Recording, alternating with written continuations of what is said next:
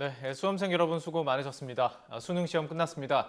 특히 킬러 문항 배제 방침 이후 치러지는 첫 수능이라 어떻게 변별력을 확보했을지가 제일 관심이죠. 네, 이번 수능 전반적으로 과목별 난이도는 어땠는지, 또 정말 킬러 문항은 정말 없었는지 전문가와 함께 얘기 나눠보겠습니다.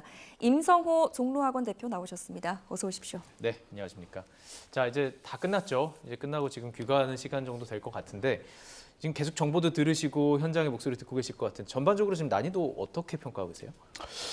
뭐 상황에 따라서는 불순하게 가까울 정도로 국영수 모두 지금 현재 어려웠던 것으로 1차 조사가 좀 나오고 다 있고 어려웠다. 강사진 평가 그리고 또 저희 또 모니터단 평가가 지금 현재 일치해서 나오는 거는 네, 이쯤 되면은 매우 어려운 수능이었다. 매우 어려운 수능이었다. 수험생 입장으로 놓고 봤을 때 어려운 문제가 빠지니까 네. 조금 더 쉽게 출제되지 않겠냐라고 하는 기대의 심리와는 상당히 좀 대조적인 양상으로 좀 출제되었다 이렇게 평가되고 있는 상황입니다. 네. 역대급 불수능이 될 수도 있는?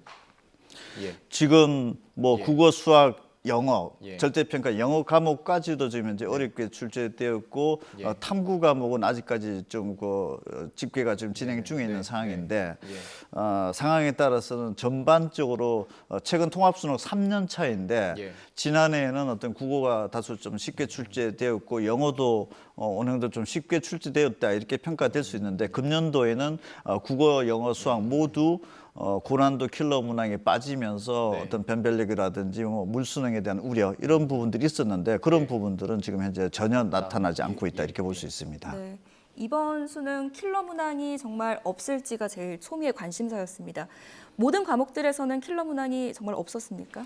킬러 문항을 당초 당국에서 발표를 했죠. 이러이러한 부분은 좀 어려운 부분이니까 좀 빼야 된다. 그래서 그런 가이드가 나온 부분들은 철저하게 빠진 것은 맞는 것 같습니다. 그래서 당초 발표했던 킬러 문항의 어떤 그 정의를 내렸던 예시 문항 정도는 빠져 있었는데 네. 실질적으로 수험생 입장에서는 어려운 지문 내용이 빠졌지만은 오지 선다형에서 정답을 고르는 과정에서는 예. 정말 과거의 킬러에 준할 정도로 좀 정답을 찾는 데 있어서 어려움을 겪었고 네. 또 수학에서도 주관식 4점이라든지 이런 예. 부분들은 최상위권 학생들에게서도 풀기가 조금 어려울 정도로 변별력이 매우 높았다 이렇게 볼 수도 있고 예. 뭐 영어 같은 경우에는 2018학년도 지금 절대평가가 도입된 이래로 네. 어쩌면 상황에 따라서는 가장 어려운 절대평가 전환 이후에 첫 시험이었다 이렇게 평가될 정도로 현재 1차 어떤 모니터 결과는 그렇게 나타나고 있는 상황입니다. 자, 그러면 과목별로 좀 살펴보면 국어 같은 경우는 좀 어려웠다 얘기 나오고 있고 국어는 수능을 풀어보신 분 알겠지만 이제 지문이 있고 지문에 대해 해당하는 문제가 있잖아요. 킬러 문항 자체는 지문 자체가 좀 어려웠다면 지금 뭐 문제를 답을 맞추기가 어렵다는 거잖아요. 예를 들어서 뭐 애매한 답들이 뭐 2개씩 있는 그런 것들이 뭐 많다면 어렵고 시간을 잡아먹게 될 텐데 뭐 그런 건지 어떤 건지 좀 우선 추측해야 국어가 되죠. 예. 45문항에 출제가 됐는데 대체적으로 학생들은 좀 쉬운 선택 과목에서 한 11문항 정도를 먼저 풀고 이제 접근이 되게 되는데 네. 그 11문제 그 11문항 쉽게 출제되는 영역이 처음 스타트부터 어려웠다. 그래서 문법 자체가 좀 쉽게 또 진행이 돼야 되는데 거기 자체가 막혔고 네.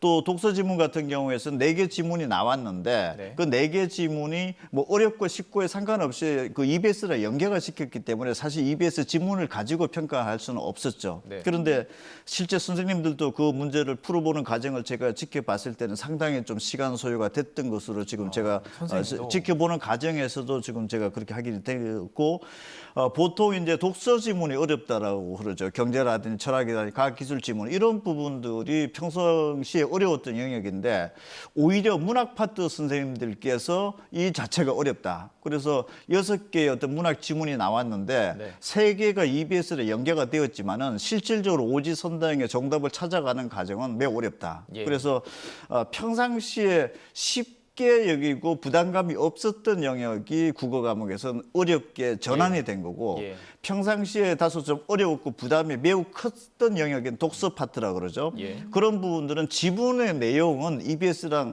네 가지 지문이 이번에 나왔는데 4가지 모두 다 EBS랑 연계가 되었습니다. 네. 그러니까 지문의 내용을 씌웠지만 정답 찾기는 어렵다. 그래서 고난도 킬러 문제, 외형상 문제는 빠져나갔지만은 예. 수험생 입장에서 어려움의 정도를 나타내는 어떤 그런 부분들은 오히려 더 증가됐고 부담스러웠다. 아마 1교시부터 수험생들은 상당히 부담이 느꼈을 것으로 저희 강사들은 좀 그렇게 평가를 했습니다. 네, 말씀하신 부분 때문에 킬러 문항 자체는 없었어도 수험생들이 느끼는 그 난이도는 높았을 것이다라는 말씀이신 거죠? 그렇죠. 시간도 부족했고 또 이 부분까지는 쉽게 넘어갈 수 있었던 부분들인데 갑자기 거기서부터 네. 시간이 많이 막히다 부족했을 것 보니까 같아요.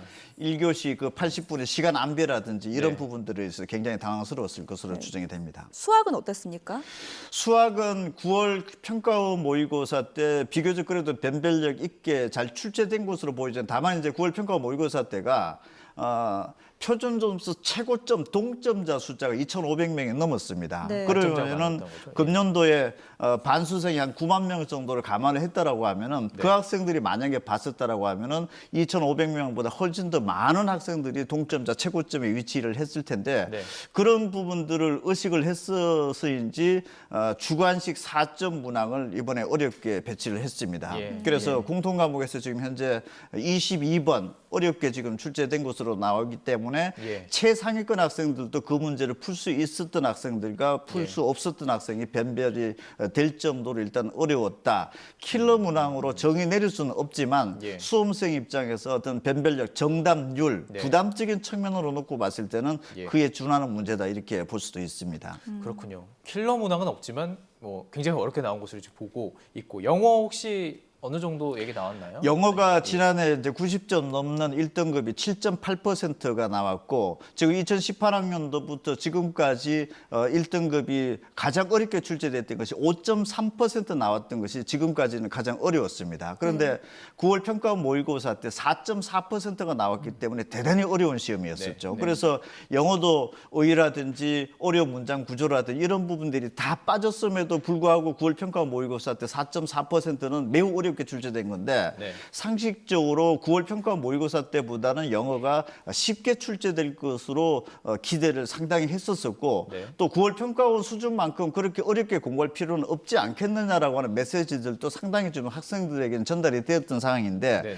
지금 현재 집계되는 상황으로 놓고 봤을 때는 9월 평가원 수준에 준할 정도로 어렵다. 그럼 최악으로 어려웠다는 얘기가 되죠. 영어가 네, 절대평가제 네, 전환된 이후에. 그리고 상황에 따라서는 9월 평가원 모의고사보다 다소 좀 어렵다라는 반응도 지금 현재 감지는 되고 있습니다. 예. 그러면은 1교시 어렵고 2교시 수학 어려웠고 점심시간 이후에 영어까지 메인 국어, 수학, 영어 과목이 우선 다 어려웠었다. 수험생 입장에서는 1교시, 2교시, 3교시가 굉장히 어떤 그 불안감, 어떤 당황스러웠을 것이다 이렇게 생각이 듭니다. 그러면 지금 말씀하신 거 종합해 보면 최상위권 변별력을 갖췄다 보시나요?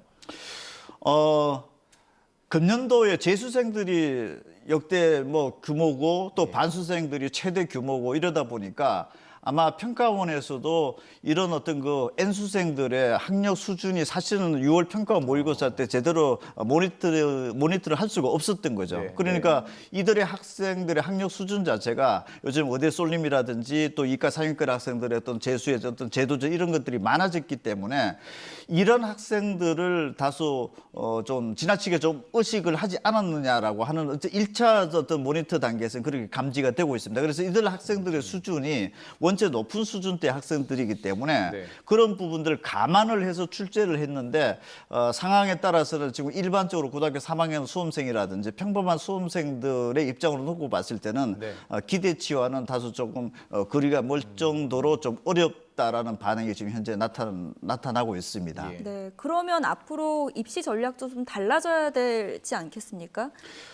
자, 지난해는 국어하고 수학에서 수학의 변별력이 대단히 높았고 국어하고 수학의 표준 점수 최고점이 같은 만점을 맞고도 11점이나 나온 거죠. 그러면 지난해 수능에서는 수학 시험을 못 보고 국어 시험을 아무리 잘 봤다 하더라도 경쟁력이 없었습니다. 그런데 예. 금년도에는 국어, 수학 모두 상대평가 과목에서 경쟁력과 변별력이 높아진 거죠. 그러면은 수능의 변별력이 높아졌다는 얘기 자체는 수능에만 집중하는 재수생들이 아무래도 좀 유리할 수 있다라고 이렇게 예상이 될 수가 있는 거죠. 근데 네, 금년도가 또 공교롭게 재수생들이 지금 최대 규모이고 반수생까지 지금 최대 규모이다. 예. 이렇다라면은 수능 고득점 학생들은 아무래도 재수생들이 많아질 수가 있고 또 금년도가 또 이과생이 최대 규모인 거죠. 예. 그러면 이과생의 수능 고득점들이 많다. 그러면 예. 이과생들이 다시 또 문과로 넘어온다라든지 또는 고등학교 3학년 학생들은 정시 때 만약에 넘어가게 되면은 예. 수시 때 합격을 하지 못하고 정시로 가게 되면은